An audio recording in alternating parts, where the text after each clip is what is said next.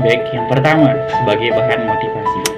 Pengaruh-pengaruh masyarakat dalam psikologi sosial yang kohesif akan memberikan respon yang positif terhadap para pengaruh-pengaruh kelompok. Gambaran bahwa dalam pengaruh kelompok yang terorganisasi, motivasinya lebih baik atau lebih tinggi daripada pengaruh kelompok dalam psikologi sosial yang tidak terorganisasi. Secara teoritis, pengaruh masyarakat dalam psikologi sosial yang kohesif akan terdorong untuk patuh dengan norma pengaruh masyarakat dalam psikologi sosial dan merespon positif terhadap pengaruh-pengaruh masyarakat dalam psikologi sosial tersebut. Kemudian yang kedua, mengubah perilaku. Kekuatan pengaruh dalam suatu pengaruh masyarakat dalam psikologi sosial dapat mengubah perilaku di dalamnya, sehingga psikologi sosial dapat menjadi pengaruh yang sedikit atau bahkan jauh berbeda jika berada di dalam suatu badan atau kelompok. Kemudian yang ketiga, meningkatkan performa. Kessler dan Smith melaporkan penelitian yang dilakukan oleh Norman Trifle mengenai pengaruh-pengaruh masyarakat dalam psikologi sosial. Trifle menggunakan hipotesis bahwa pengaruh kelompok masyarakat dalam psikologi sosial dapat meningkatkan performa kelompok dalam berbagai kegiatan sosial yang dilakukan. Kemudian yang itu sendiri seperti yang dikemukakan oleh Chladni adalah usaha untuk mengubah sikap, kepercayaan dalam kurung belief, kemudian persepsi ataupun tingkah laku satu atau beberapa kelompok dalam psikologi sosial.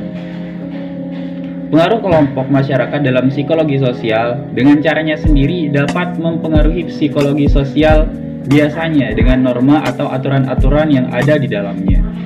Kemudian yang kelima, kekuatan untuk mentaati peraturan kelompok masyarakat. Kadang terbesit di kepala sobat untuk melakukan sesuatu hanya saja karena terbentur aturan dalam kehidupan sosial atau pengaruh kelompok dalam psikologi sosial kehidupan sosial. Sobat mengurungkan niat. Kemudian apa yang terjadi kalau sobat tidak mengindahkan aturan dalam pengaruh kelompok dalam psikologi sosial? Kemungkinan yang sering terjadi adalah dikucilkan dan dari pengaruh kelompok dalam psikologi sosial, sementara secara instinktif sobat adalah makhluk sosial yang ingin diterima secara sosial di tempat sobat berada. Pengucilan dari suatu pengaruh kelompok dan psikologi sosial dapat menjadikan sobat tidak nyaman. Kemudian yang keenam, menjaga stabilitas. Namun, melalui norma inilah pengaruh kelompok dalam psikologi sosial dapat membentuk keteraturan di dalamnya untuk menjaga stabilitas, kemudian keamanan dalam psikologi sosialnya.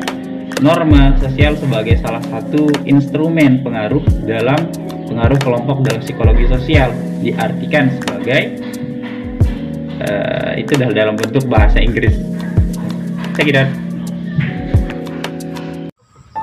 Baik, beralih ke yang ketujuh, yaitu perilaku berbeda ketika berada di dalam dan di luar kelompok masyarakat. Nah, norma dalam rumah, kehidupan sosial, terus kebudayaan, terus perusahaan atau suatu organisasi secara umum, inilah salah satu faktor yang membuat sahabat-sahabat itu terpengaruh untuk memunculkan perilaku yang berbeda. Ada salah satu temuan yang disebut dengan temuan triplet yang menunjukkan bahwa dalam melaksanakan tugas-tugas metorik adalah pengaruh-pengaruh kelompok dalam psikologi sosial yang menimbulkan kompetensi. Jadi, sehingga merangsang peningkatan energi. Nah, merangsang peningkatan energi ini akibatnya itu terjadi peningkatan perform. Inilah yang dimaksud dengan efek kualitatif. Terus lanjut ke yang kedelapan, yaitu meningkatkan rangsangan. Jadi meningkatkan rangsangan ini ada salah satu teori yang disebut dengan drive theory. Menurut teori ini, kehadiran pengaruh-pengaruh kelompok dalam psikologi sosial yang lain itu menyebabkan psikologi sosial berada pada kondisi yang siaga, sehingga terjadi rangsangan atau peningkatan motivasi rangsangan. Terus, jika respon dominan benar, maka kehadiran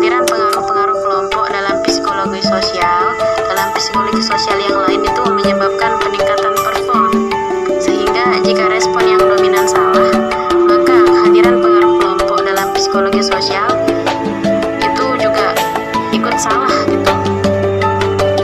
Terus lanjut ke yang ke-9, yaitu pemalasan sosial.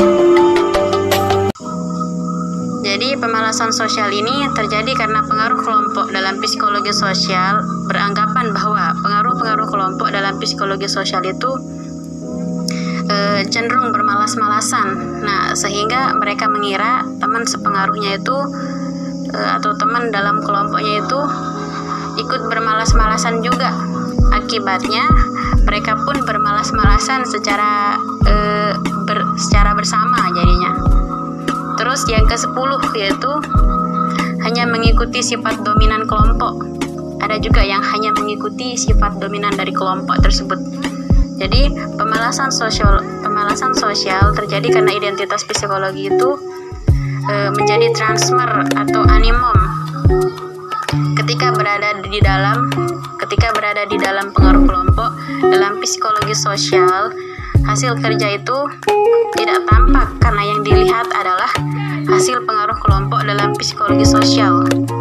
Jadi akibatnya itu psikologi sosial yang termotivasi dengan tugas tersebut hanya memberi sedikit kontribusi. Terus lanjut ke yang ke-11 yaitu mekanisme evaluasi. Jadi mekanisme evaluasi ini adalah pengaruh kelompok dalam psikologi sosial atau pimpinan kelompok dalam psikologi sosial yang harus membuat mekanisme evaluasi yang mengikut sertakan hasil kerja. Jadi mereka harus mengikut sertakan hasil kerja dalam psikologi sosial atau kelompok tersebut. Dalam psikologi sosial, sebagai bahan evaluasi salah satu harus dibuat perform yang jelas. Jadi salah satunya harus membuat perform yang jelas atau acuan kerja yang jelas. Terus yang ke-12 yaitu meningkatkan komitmen pengaruh. Meningkatkan komitmen pengaruh kelompok dalam psikologi sosial untuk terus bersama. Untuk terus meningkatkan komitmen pengaruh dalam psikologi sosial dapat menurunkan angka pemalasan sosial. Cekidot. Ya, poin B, keluarga dan delinkuensi. Delinkuensi adalah segala macam aktivitas atau kegiatan yang dilakukan oleh remaja di mana aktivitas yang dilakukan bertentangan dengan norma-norma sosial, terutama norma hukum. Kenakalan remaja merupakan suatu bentuk ketimpangan penanganan terhadap pendidikan anak akibat ketidakmampuan orang tua, lingkungan, sekolah, dan lingkungan masyarakat itu sendiri. Dan pembahasannya, terjadi delinkuensi merupakan sebagai akibat adanya perubahan sosial. Perubahan sosial adalah suatu perubahan yang terjadi di mana lingkungan masyarakat baik perubahan nilai, norma, hingga dengan tingkah laku masyarakatnya itu sendiri. Perubahan sosial dapat terjadi di lingkungan masyarakat karena adanya faktor-faktor berikut sebagai penopangnya. Pertama, adanya perubahan jumlah penduduk. Kedua, adanya penemuan-penemuan baru. Dan yang ketiga, adanya kebudayaan dari luar yang masuk ke dalam Indonesia. Dan yang keempat, terjadinya konflik antar peperangan di suatu wilayah.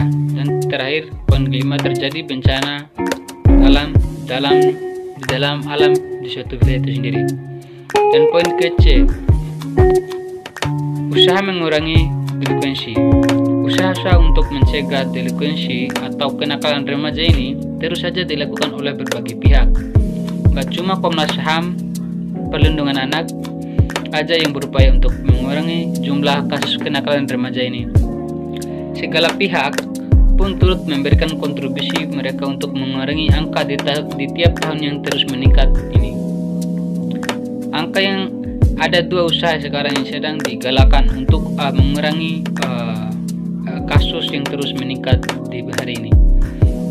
Dilansir dari hukum, ada yang disebut dengan cara moralitas dan cara opsionalitas, yang dimana diambil dari sumber kata kom. Moralitas adalah yang berhubungan dengan moral. Cara moralitas ini sendiri adalah upaya yang ditujukan buat membina moral dan mental remaja ini sendiri. Supaya ini dilakukan dengan cara melakukan penyuluhan, pada tanggung jawab hukum buat para remaja. Berat banget ya topiknya, tapi ini memang penting nih. Selain itu, pentingnya penanaman nilai moral dan agama yang dijadikan sebagai landasan